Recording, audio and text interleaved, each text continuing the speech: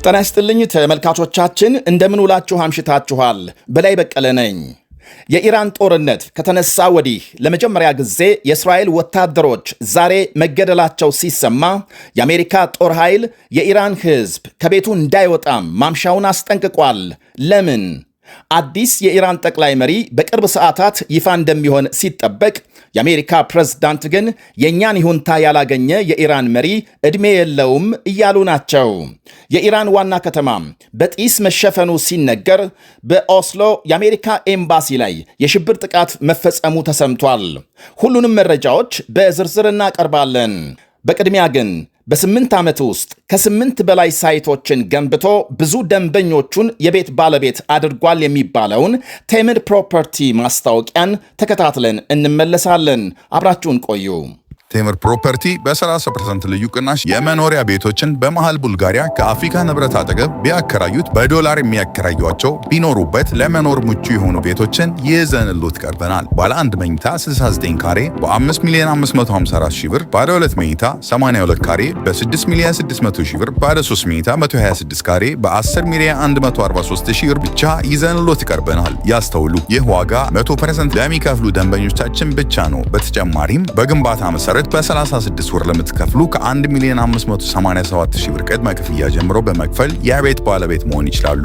ቀሪው እስካሉ ያለምንም ጭማሪ በኢትዮጵያ ብር መክፈል ይችላሉ። ለበለጠ መረጃ በ0955 27 74 74 ይደውሉ። ቴምር ፕሮፐርቲስ።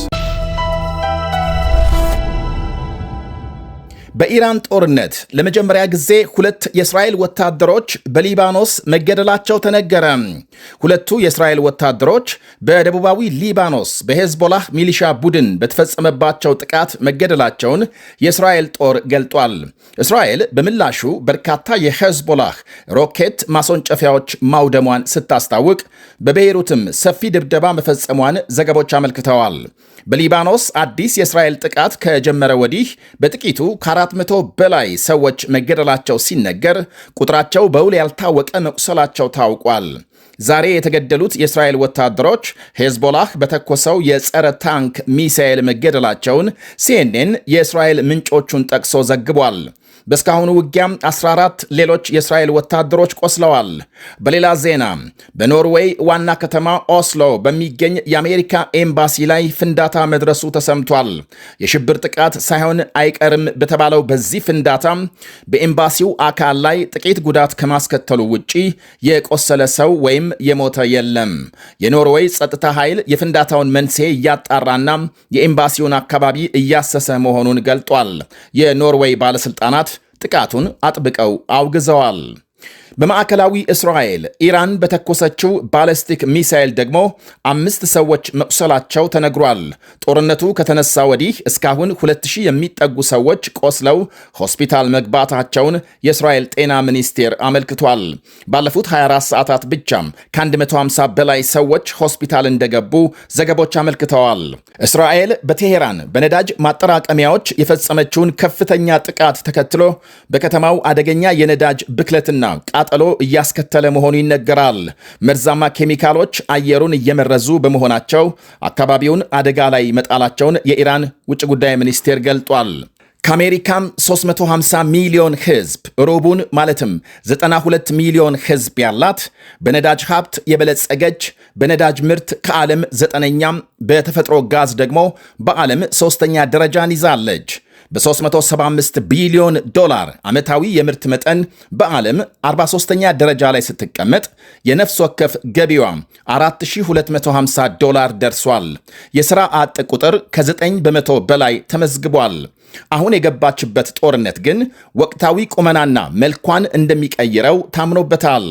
በሁለት ሀገሮች ጥቃት ተከፍቶባት ከ10 በላይ ሀገሮች ላይ ጦርነት ያወጀችው ኢራን አሁን የገባችበት ጦርነት ግን ወቅታዊ ቁመናና መልኳን እንደሚቀይረው ታምኖበታል። በሁለት ሀገሮች ጥቃት ተከፍቶባት ከ10 በላይ ሀገሮች ላይ ጦርነት ያወጀችው ኢራን በአረብ ሀገሮች ላይ የከፈተችው ጦርነት ትልቅ መቃቃር ውስጥ እንደሚከታት ታዛቢዎች ይናገራሉ። ጦርነቱ ነገ ቢቆም እንኳን ከሀገሮቹ ጋር መልሳ መተማመን ለመፍጠር ከ10 እና 20 ዓመት በላይ ሊወስድ ይችላል ባይ ናቸው። አሁን የደረሰ ሌላ ዘገባ ስንመለከት የአሜሪካ ማዕከላዊ እዝ የኢራን ጦር ሆን ብሎ ሰላማዊ ሰዎች በብዛት ከሚኖሩባቸው አካባቢዎች ጥቃት መክፈት ሊጀምር ነው ሲል ከሷል። የኢራን ጦር ብዙ ሕዝብ የሚኖሩባቸውን ከተሞች ተገን አድርጎ የሚሳኤል ጥቃት ሊፈጽም በመሆኑ ሕዝቡ ከቤቱ እንዳይወጣም ጠይቋል። በሌላ አነጋገር ጦሩ ሕዝቡን እንደ ጋሻ ለመጠቀም እየተንቀሳቀሰ ነው ብሏል ማዕከላዊ እዙ። ዴዝፉል፣ ኢስፋሃንና ሺራዝ የተባሉ ብዙ ሕዝብ የሚኖሩባቸውን ከተሞች ለምሳሌ ጠቅሷል። ሕዝብ መሃል ተደብቆ ወደ አረብ ሀገሮችና እስራኤል ሚሳኤል ማስወንጨፍ ሊቀጥል መሆኑን፣ የሌሊቱን የእስራኤልን ጥቃት ተከትሎ የቴሄራን ሰማይ በጢስ ተሸፍኖ እንደነበር ነዋሪዎች ለሮይተርስ ገልጸዋል። ለሰዓታት ቃጠሎ በየቦታው እንደነበር፣ አየሩ ቤንዚን እንደሚሸት። በሌላ ዜና አውስትራሊያም ለውድድር የተጓዙ የኢራን ሴቶች እግር ኳስ ቡድን አባላት እዚያው እንዲቀሩ የሚጠይቅ ፊርማ እየተሰባሰበ መሆኑ ተነግሯል። የአውስትራሊያ መንግስት ለቡድኑ ፈቃድ እንዲሰጥ በተጀመረ ሂደት እስካሁን 50,000 ፊርማ መሰብሰቡ ታውቋል። ቡድኑ ጦርነቱ ከመነሳቱ አስቀድሞ ነው ከሀገር የወጣው ተብሏል። በሌላ ዜና ቀጣዩ የኢራን ጠቅላይ መሪ ይፋ እንደሚሆን በሚጠበቅበት ዛሬ አመሻሽ የአሜሪካ ፕሬዝዳንት ዶናልድ ትራምፕ አዲሱ መሪ የአሜሪካንን ይሁንታ ካላገኘ ዕድሜ የለውም ብለዋል። የእኛን ይሁንታ ማግኘት የግድ ነው፣ አለዚያም ብዙም አይቆይም። እየተመላለስን ከነርሱ ጋር ችግር ውስጥ የምንገባበት ምክንያት የለም። የአሊ ካማኒን አገዛዝ ሕግና ደንብ ይዞ የሚቀጥል መሪ ዳግም ወደ ስልጣን ሊመጣም አይገባም ብለዋል። የኢራን ውጭ ጉዳይ ሚኒስትር አባስ አራክቺ በበኩላቸው ከኤንቢሲ ቴሌቪዥን ጋር ባካሄዱት ቃለ ምልልስ ዛሬ ትራምፕ የኢራንን ሕዝብ ይቅርታ ሊጠይቁ ይገባል ብለዋል። መሪዎቹን ስለገደሉና ጦርነት ስለከፈቱ ምንም እንኳን ካማኒና ሌሎች መሪዎች ቢገደሉም መንግስት ስራውን በጥሩ ሁኔታም እያከናወነ ነው። መቼም እጅ አንሰጥም፣ እስከ መጨረሻው እንዋጋለን ብለዋል።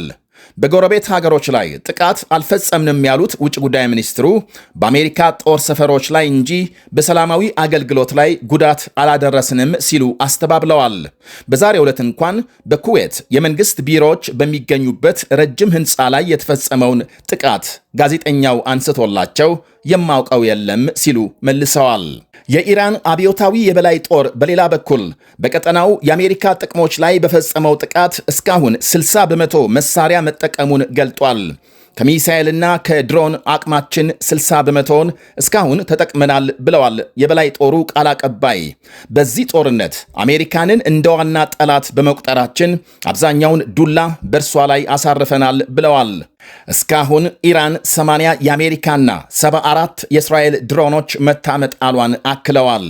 ሁለተኛ ሳምንቱን በያዘው በዚህ በኢራን ጦርነት እስካሁን በይፋም የተነገረው የተገደሉ ሰዎች ቁጥር ከ1750 በላይ ሲሆን ኢራንና ሊባኖስ ቅድሚያ ይዘዋል። ኢራን 1332፣ ሊባኖስ 400 ገደማ ሰዎች ተገድለውባቸዋል። አሜሪካም 6 ወታደሮቿን ስታጣም በእስራኤል 10 ሰዎች ተገድለው 2000 ገደማ መቁሰላቸው ታውቋል። በዱባይ 4፣ ኩዌት 5፣ ባህሬን 1 ሰው በሞት አጥተዋል። ኩዌት እስካሁን ከ650 በላይ የኢራን ሚሳኤሎችና ድሮኖች አስተናግዳ አብዛኞቹን አየር ላይ መመለሷን ስታስታውቅ ባለፉት 24 ሰዓታት ብቻም የመንግሥት ጽሕፈት ቤት ሕንፃና የአውሮፕላን ጣቢያ ላይ የድሮን ጥቃት ተፈጽሟል። ዛሬ ከጥቂት ጊዜ በፊት ማለትም እሁድ ምሽት 1 ሰዓት ገደማ በወጣ ዜና እስራኤል በቴሄራን ሰፊ አዲስ ድብደባ መክፈቷ የተነገረ ሲሆን በስፍራው የሚገኝ የሲኤንኤን ዘጋቢ ተደጋጋሚ ከባድ ፍንዳታዎች መስማቱን ገልጧል። የአሜሪካም የኃይል ሚኒስትር ደግሞ ሀገራቸው የኢራንን የነዳጅ ኢንዱስትሪ ኢላማ የማድረግ ዕቅድ እንደሌላት ገልጸዋል። ትላንት ሌሊት እስራኤል የፈጸመችው ጥቃት አነስተኛ የነዳጅ ዲፖዎችን ኢላማ ያደረገ እንጂ የአሜሪካም የኢራን ዘመቻ የኃይል መሠረተ ልማትን ያላካተተ ነው ብለዋል።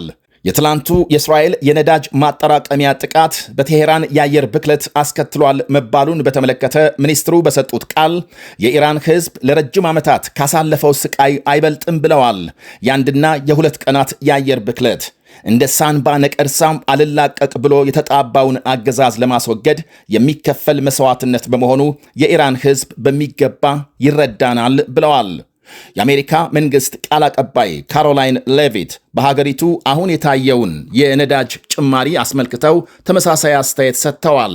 የአሁኑ የአጭር ጊዜ የዋጋ መዋዠቅ ለዘላቂ ጥቅም ሲባል መሆኑን፣ የዋጋ ጭማሪው በኢራን ጦርነት ሳቢያ በመሆኑ በአጭር ጊዜ እንደሚስተካከል ቴምር ፕሮፐርቲ በ30% ልዩ ቅናሽ የመኖሪያ ቤቶችን በመሃል ቡልጋሪያ ከአፍሪካ ንብረት አጠገብ ቢያከራዩት በዶላር የሚያከራዩቸው ቢኖሩበት ለመኖር ምቹ የሆኑ ቤቶችን ይዘንሎት ቀርበናል። ባለ 1 መኝታ 69 ካሬ በ5,554,000 ብር፣ ባለ 2 መኝታ 82 ካሬ በ6,600,000 ብር፣ ባለ 3 መኝታ 126 ካሬ በ10,143,000 ብር ብቻ ይዘንሎት ቀርበናል። ያስተውሉ፣ ይህ ዋጋ 100% ለሚከፍሉ ደንበኞቻችን ብቻ ነው። በተጨማሪም በግንባታ መሰረት በ36 ወር ለምትከፍሉ ከ1,587,000 ብር ቅድመ ክፍያ ጀምሮ በመክፈል የቤት ባለቤት መሆን ይችላሉ። ቀሪው እስካዱ ያለምንም ጭማሪ በኢትዮጵያ ብር መክፈል ይችላሉ። ለበለጠ መረጃ በ0955 27 74 74 ይደውሉ። ቴምር ፕሮፐርቲስ